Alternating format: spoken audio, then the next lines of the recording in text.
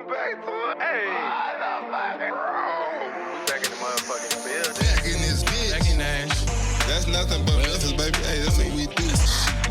And then past that road was the hood. Fuck the op. He said, "Oh, you want a shot?" I said, yeah, nigga." In the city, fuck with me, now I gotta fuck with the city. Light it up. Light it up. Welcome to the Raw Room.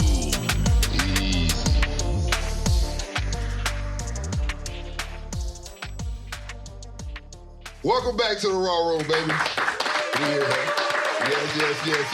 And I know things look a little different. We're in another venue. We changed it up. This is a special episode. Now, I know y'all try looking around, trying to figure out what's going on. Where y'all at? What y'all doing? We back on Broadway again. Mm-hmm. Last time y'all missed the Super Bowl, we back again. Yes, this sir. time, we at Bridgestone. Now you figuring, like, what y'all doing at Bridgestone? Yes, the SEC tournament is going on right now. Mm-hmm. But we here for a whole nother reason. We have the president, the COO, the alternate governor of the Nashville Predators. Now, not only is she doing all those great, wonderful things, she was a hooper. Yes. You know what I'm saying? She is a businesswoman. Absolutely. She is damn near the voice of Nashville. Can y'all give it up for Michelle Kennedy? Thank you. I've got a new PR. I've got a new agent. Yeah. He's going to do an intro now. He's going to do an Awesome. intro now. Before we get into this interview, man, we appreciate y'all tapping in with us on the YouTube. If you're new here, make sure you go ahead, subscribe, tap in with the roomies. Roomies, y'all know what time it is. Pay your rent. Show some love to Michelle. Let's get to it. Absolutely. One other thing, you already know what it is. On the bottom of the screen right here, click the link. Check out the merch store. It is live. You here? Let's do it. Let's do it. Now, over here at the Raw Room, we like to start from the beginning for all our guests. We like the people to know the humble beginnings we all come from. Yeah. You know, what got us to the pinnacle that we are at right now. Mm-hmm. Now, we know you grew up in Kentucky playing basketball. What was that like for you? What was the competition you was around growing up playing basketball, especially in a state like Kentucky where that's hooping almost originated? Big basketball. Almost. Hawesville, Kentucky, population 1,000. Wow. That's where it all started.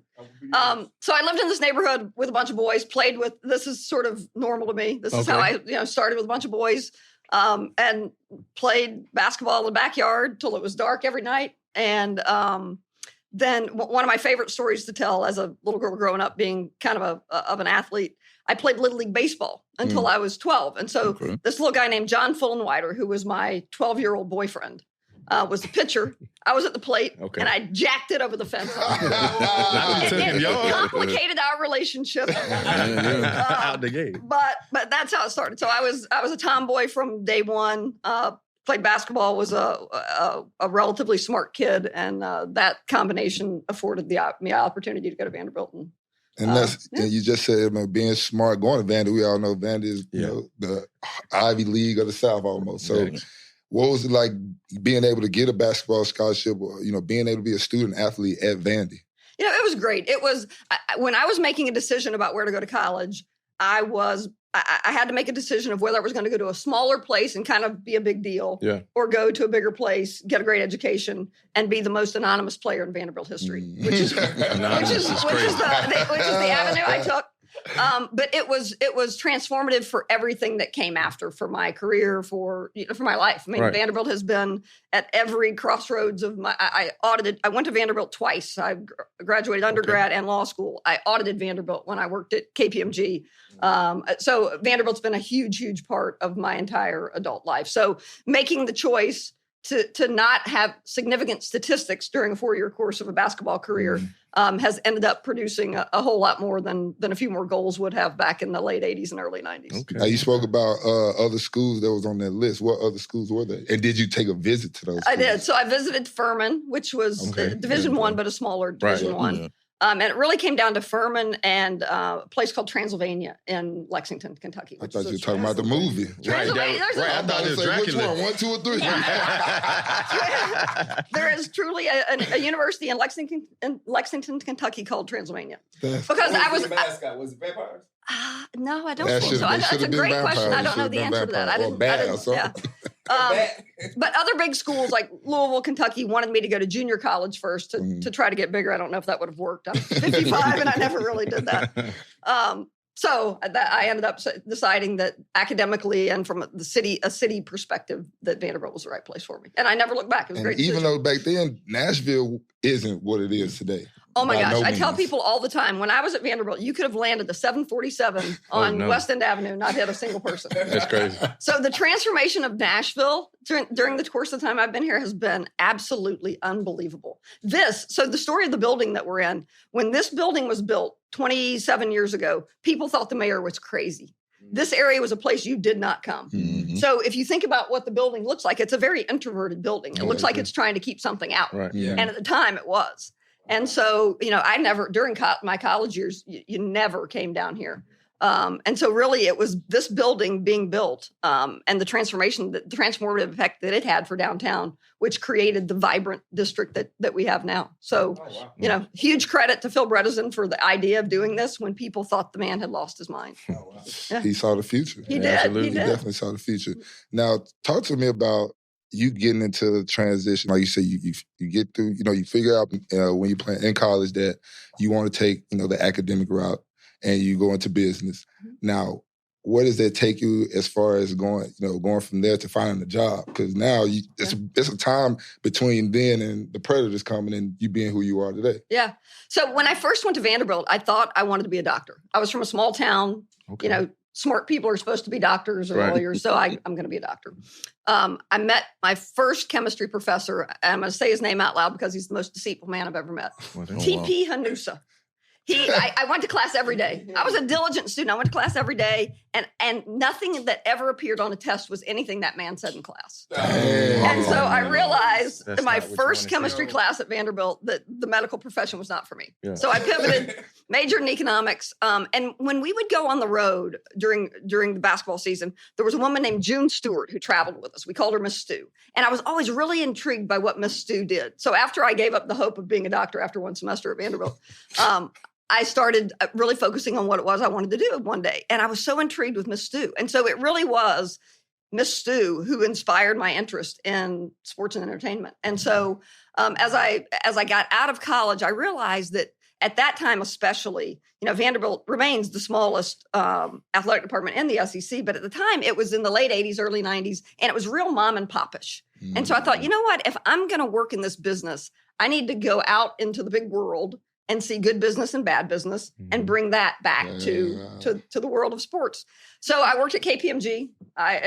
Exhilarating work. What's Auditing. KPMG? KPMG is a big four accounting firm. So there are four multinational accounting firms in the world. And that at the time there were six. And so that was one of them. So I audited financial statements every day. I went to different corporations and looked at their books and, I saw really good stuff. I saw really bad stuff. So I did that for 5 years. And then I thought, you know what? I know enough. Okay. And so as luck would have it, in this and a lot of businesses, it's who you know, not what you know. At the very time that I was starting to look for a job, the guy who was the business manager in the athletic department at Vanderbilt was leaving to start his own business. And so my phone blew up. I got all these calls. This is the job for you. So that was my first job in sports and entertainment. I was the business manager at Vanderbilt in the athletic department. And one of the things that happened at the very first day that I worked there that set the next course of my career was I walked into my office and the desk was very clean. That hasn't happened since, but the desk was very clean. And there's one document sitting in the middle of the desk. And at that time, the Titans, then the Oilers, were moving from Houston to Nashville. Yeah. While their stadium was being built, they needed a place to play for a couple of years. They went to Memphis. That didn't work so well. So then this was the year before. This was as they were transitioning to Nashville, and they were going to play at Vanderbilt Stadium. Mm-hmm. So sitting on my desk, and I'd read about it in the paper. I read the paper. Or back then I did. Sitting on my desk is a contract. And I look at it, and it's the contract between Vanderbilt and the Titans for them to play at Dudley Stadium. And I was like, oh, that's cool. Yeah. That I'm gonna find a place to file this. Yeah. So I open the contract. It's redlined. It's unfinished. And that day, I was like, that moment, I was like, oh shit, it's my job to finish that. So I often say that was the first day that I practiced street law. Wow. So that day, I began not only getting immersed in the business of athletics, but I had to immediately become a lawyer. Okay. Were you in law school at the time? No. I was 27. I was going to ask, how old were you? I was 27. 27, right? 27, so Todd wow. Turner, who's one of my dearest friends, was the athletic director. He's a great guy, but thinking of it now, he hired a 27-year-old to run his business. Yeah, that's crazy. So I love the man, but he might be crazy. A lot of faith right there. So 27, and so I did that for 7 years. And during all that time, I still every day felt like I was practicing street law because people would bring legal issues to me. And it just resonated with me. And so 7 years in, I start getting calls from headhunters about athletic director jobs. Mm-hmm. And I just didn't feel like that was the next step for me. I felt like when I was making decisions, we had this, I call it this perfect puzzle of people at Vanderbilt at the time. Carla Williams, who's the AD at Virginia, is a dear friend. She worked with us at the time. Brad Bates used to be the Beast, Boston College AD. A lot of really great folks, Keith Gill, Todd Turner. And we all took issues and looked at them differently. Mm-hmm.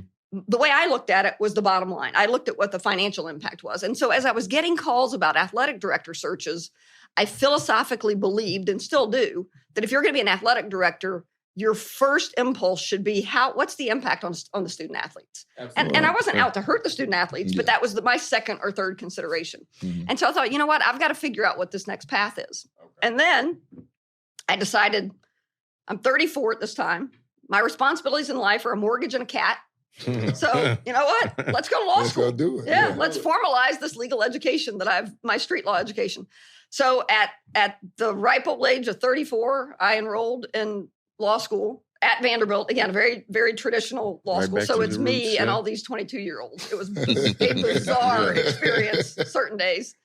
And on the other side of that, I landed here. And it was just by chance. Again, it was a woman named Lauren Brisky, who was the CFO of Vanderbilt. And when I was at Vanderbilt, I reported to the athletic director and the CFO of the university. Mm-hmm. And I call her my professional mother. She was so much more than a mentor to me. But she was at a Girl Scout luncheon one day, and a guy named Ed Lang, who used to be the president of business operations here, they were having Girl Scout lunch conversation. And this organization, the Predators, were about to be sold by a single owner and purchased by a group of owners. And they'd never had an in-house counsel. And so as they sat at lunch talking about this, he said, I think we're going to have to hire an in-house counsel. Yeah. And she said, I've got the perfect person for you. The only detail is that she's in her second year of law school. Why Ed Lang didn't get up from that table and just walk away, I have no idea. But as it turned out, in my second and third years of law school, I was in law school. I was doing consulting work for Vanderbilt for Lauren. And then the Predators leased me from Vanderbilt 2 days a week so we could kind of check each other out. Yeah. And then a year later, on the other side of that, they hired me as their first in-house counsel. And that was 17 years ago. So that is the twisty path. Now, you talked about the team about to be sold. Was that by the time they were about to go to Canada? Yeah. So what was going on with that? It was as well. So the Craig Leopold wanted to sell it, and there was a guy named Jim Bosley. For those of you who are old enough, you remember Blackberries, predecessor to iPhone. Yeah. I was into Blackberry. I love those Blackberries until Jim Bosley came and tried to steal this team. Then I was like, screw it, I'm going to get another device.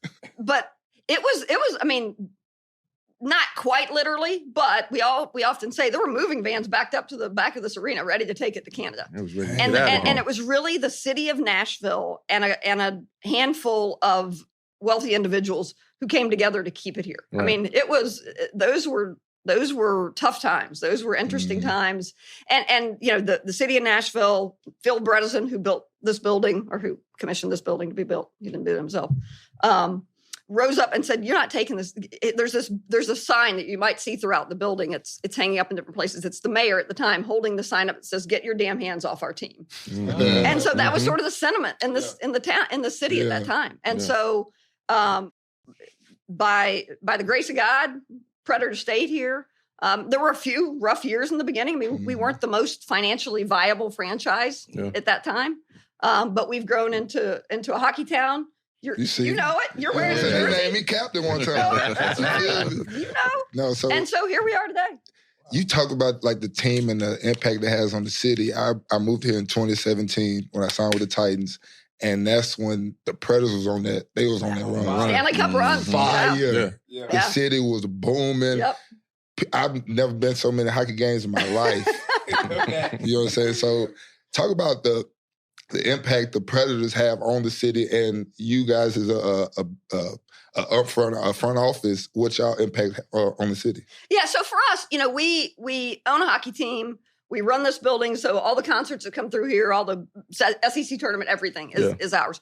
And that's so important. Mm-hmm. But it's just as important to us to be a vital part of this community. So when the tornadoes hit right before COVID, people all over town had no electricity, had nothing. We opened the doors, opened our concession stands, fed people. During the COVID era, we distributed something like $4.8 million in grants. I mean, because if you think about it, the story we just talked about, it is this community that kept us here. Yeah. Were it not for that, we wouldn't be here. Yeah. And so it is such a huge part of what we do. Our Predators Foundation is a huge part of who we are and what we do. And in a season like this, I mean, let's talk about the elephant in the room. We haven't had a good hockey season. Yeah. We are in a very unfamiliar position of sitting here in March, and none of our games mean anything toward the playoffs. We're not going to be in the playoffs. Just do the math. Yeah. It's not there. Yeah.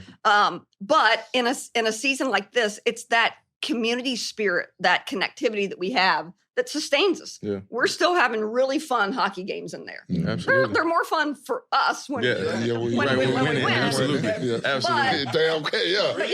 But drinking beer out of catfish. Yeah, that's right. But there are people who walk in there and the next day probably couldn't tell you if we won or lost because they had a great time. Yeah. So we want there to be something here for everyone to do. We have SEC tournament. We have every genre of music you can possibly imagine. Mm-hmm. We have hockey. We have, name it. You name it.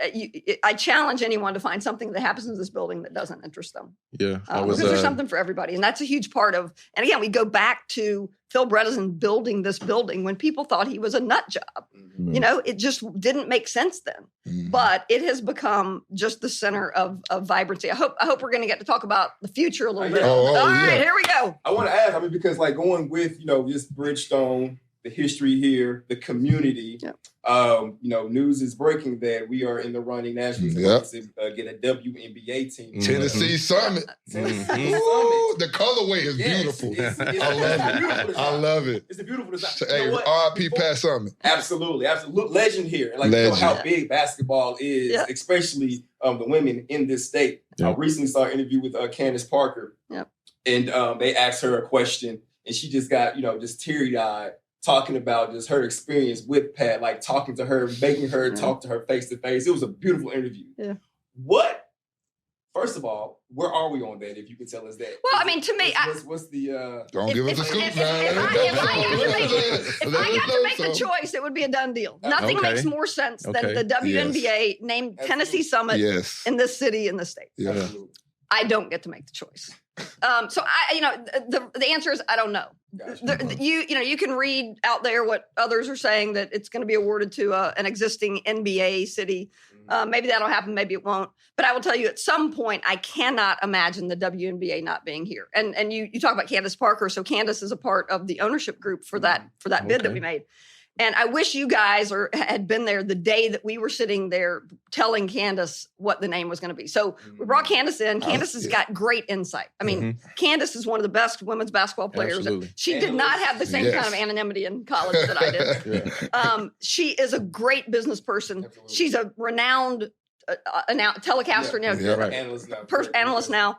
And so we were soaking in all of her knowledge about her insight about the WNBA, and we hadn't told her yet what the name was going to be. Mm-hmm. And so, she's very articulate. She's very, you guys have met her. And so Bill Haslam, who is he and Chrissy are the lead in that bid. And he said, what would you think? And she's in the middle of, just being articulate and losing her hands. Mm-hmm. So what would you think if we told you we were going to name it the Tennessee Summit? And she just... she was visibly affected. Crazy. And she sort of sat with her mouth kind of open and her eyes big without not knowing what to say for a second. Yeah. And then she got, just as you described, kind of teary-eyed, and she's like, oh my gosh, it was a really cool moment. I wish it was on film somewhere. Yeah. It's only on film in my mind. But it was absolutely awesome. So what's going on? I don't know. I wish the selection committee would bring me up there and let me talk to them. But we'll see. If it's not this time, it will be another time, though, because the Haslam's are committed. We are committed as a building. We're committed as a city. I think it'll be an absolutely phenomenal thing to have here. I recently was attending the AU, here in Nashville. And just saw like the community come out and support that basketball league, which was phenomenal. Yeah. So I'm just here to back you up in the city of Nashville for sure, yo. Like, bring a team. Yeah, like, there you go. It'll be lit. Listen to this man. Absolutely. Now, random question. Yeah. When you growing up playing basketball, did you watch anybody or emulate your game after that you wanted to be like?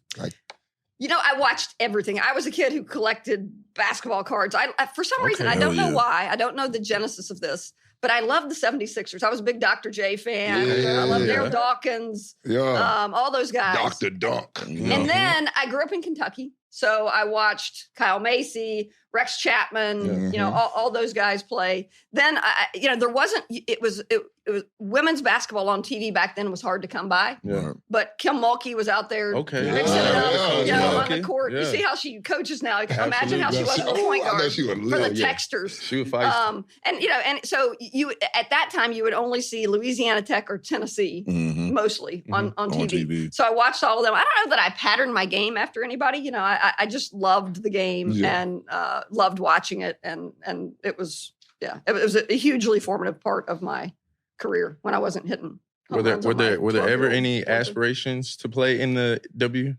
I was always too reasonable to think that was too humble. Like my game's not really that serious. They really don't want to see me. That's what she was saving them. She was saving them. Okay. You had a beautiful quote that I read that as soon as I read it, I was like, damn, I don't even need to read what she meant, but I want you to explain to them. Okay. Take more responsibility than you take credit.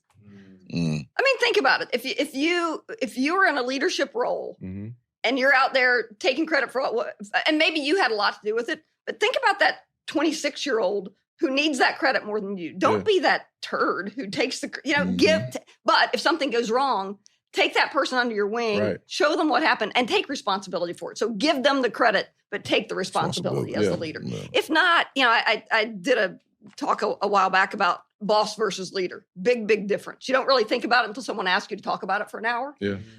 But if you're just a boss, if you're somebody's boss, you're going to take credit and shirk responsibility. But if you're leading, you need to take that responsibility and give others the credit. Yeah, that resonated with me a lot just because I'm a coach. I mean, I am the best assistant special team coach there is in the NFL. So, that resonated with me about just being, instead of being the boss, being the leader and showing the people that there's, they putting their work in too. That's right. The same way you put your work in. That's right. Y'all you had a very interesting question you wanted to ask. Well, I did, yeah. So it's on the hockey topic. More so the roster.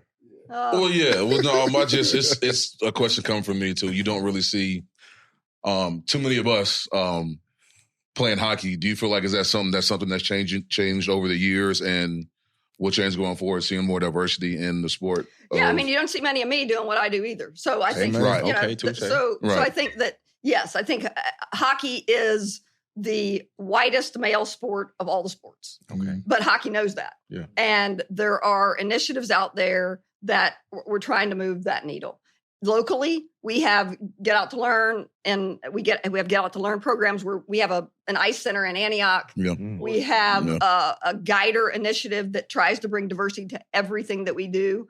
So yes, we are exerting great effort to do that. We're seeing, certainly you always want to see more progress than you do, but we're seeing it, and it's going to continue to happen. And people will see more people that look like me doing what I do, and people look more like you doing what those guys do out on the ice. Absolutely. Shout out PK Subban. Hey, pass that shirt right there. Before we get out of here, we got something for you. All right. Yes, absolutely. Come on, man. Your time to shine. Your time to shine. Now, not a lot of people got this. This is brand new Raw Room merchandise. Absolutely. Feel the shirt. And now, look at that. Great quality. Look at that. Right, and you see that tiger on there? You know why? Because we're the Nashville Predators. No, because we're the Auburn Tigers. LSU Tigers too. Don't know now. You got a big game today. Who you got winning the SEC tournament? You know what? I'm She SEC down. Everybody. SEC, SEC, Everybody baby. wins. Everybody. SEC. Yeah. I love We're it. trying to see the SEC national championship. That's exactly right. Yeah. That's right. Hey, we did well in basketball, the SEC wise. Sure did. It's only one team that matters, though. Come on now. All the There's only one. No, all the Tigers, baby. You they're know, not even the SEC, bro. Hey, we appreciate y'all for listening. Appreciate y'all for tuning in. Y'all got anything else? We good? I think we good. Appreciate you, Faye, Miss Kennedy, for coming out here. You guys are great. This was fun. Faye, you ain't got nothing? Thank you, Bridgestone. Thank you, G5. And thank you, everybody. We appreciate y'all for listening and tuning in. You already know what it is. Easy. If you have something to say, need a place to help you say it, check out the boys at the Raw Room Media Group to get information on recording the session. Appreciate y'all for listening. Hey, follow us. Follow us at the Raw Room, Twitter, Instagram. Follow me at Wesson_Son56 on Instagram. On Twitter, DB_5Trey.